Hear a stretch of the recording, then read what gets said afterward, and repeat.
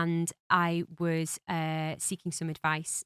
I won't say names just in case people are embarrassed or whatever. I was seeking advice from a colleague who, if she does listen to this, it's been amazing help. And it's just one of those people who you immediately like spark off and you're like, oh yeah, I'm excited about that too. Mm. And she said, and she's done a PhD, and she said, go and look up ethnography. So I did, and it's basically research by where you through your personal practice. And that can have a slant of self-reflection, personal reflection, reflective writing, creative writing. Mm. So thesis is no longer, and research is no longer need to be kind of presented in one fashion or particularly linear. They don't just have to be like a written, book with written research with other books that you've referred to or other Yeah. people or whatever. Obviously, information goes onto the World Wide Web a lot these days, but it goes into kind of like face-to-face interviews and actual real-life case studies. There's practice-based research, which has become more and more common and popular, which is through the actual act of like making and creating something new.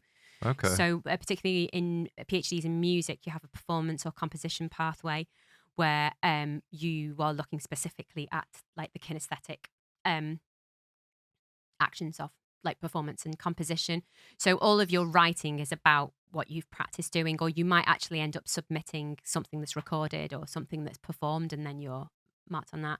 So ethnography or ethnographical for me would be not just like based on like my information and the stuff that I found out, Mm. but like my reflection of it and Okay. my creative writing and I guess maybe a little bit of my like teaching practice or yeah, that's what I'm gonna create through it. Okay. I think that's kind of, it's very similar to what Rod's PhD stuff. Have you been on his I PhD have. website? Yeah. That was amazing. It I was love amazing. the way he like put that out. I've never seen anything like that, but it's so engaging as well. Yeah, yeah. Just from because obviously the research isn't meant to be just read by doctors and all that. It was Yeah, like yeah. it made it more accessible and really engaging. And I think that's important if you want people to learn Yeah. from stuff like that.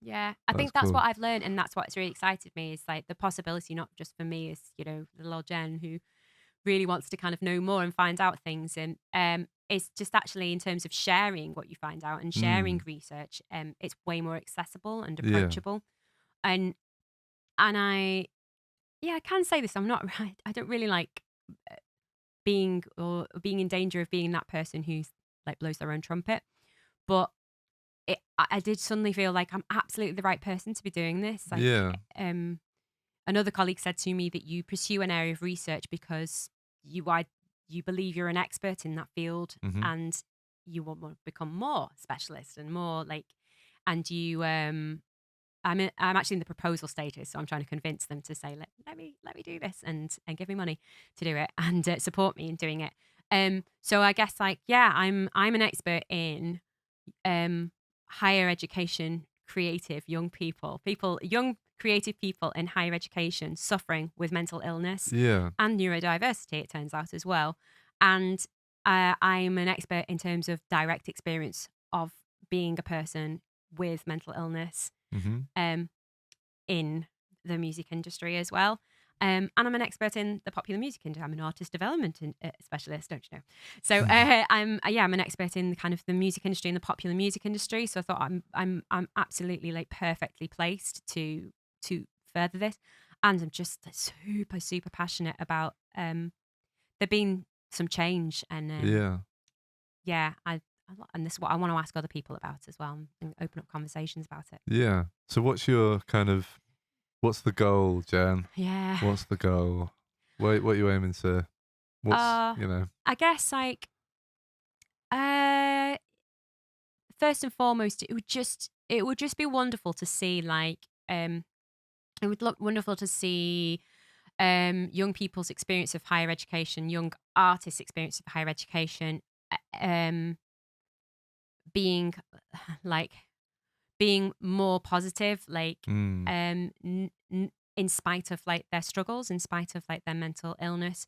I'd love to see no, I do get that, like, that so many institutions are doing so much. There are so many resources being developed all the time, and I want to find out more about them and Mm. why more students don't access them, why more musicians don't access them, how those resources can be improved. Um, I guess so. My thesis title at the moment is Mental Illness and Neurodiversity in Popular Music: How Education Can Cultivate Change and Reshape Perception. Mm. Um, from kind of the industry. So I would like to see a significant shift, like complete um, change in the way that people talk about mental illness and refer to them. Yeah. I'd like to see like way more, because we celebrate it because it's new and strange, like people opening up about mental illness and stuff. But I still think we're a long way up, Yeah, definitely. normalizing Yeah, and definitely. breaking that taboo down. Thank you for listening. Be sure to subscribe to the podcast to catch up on new episodes every week. Also, check us out on our Facebook and Instagram at RecRooms, where you can find out about our other exciting music series. We also have this and all our other episodes of the podcast up on our RecRooms YouTube channel for your viewing pleasure. See you next time.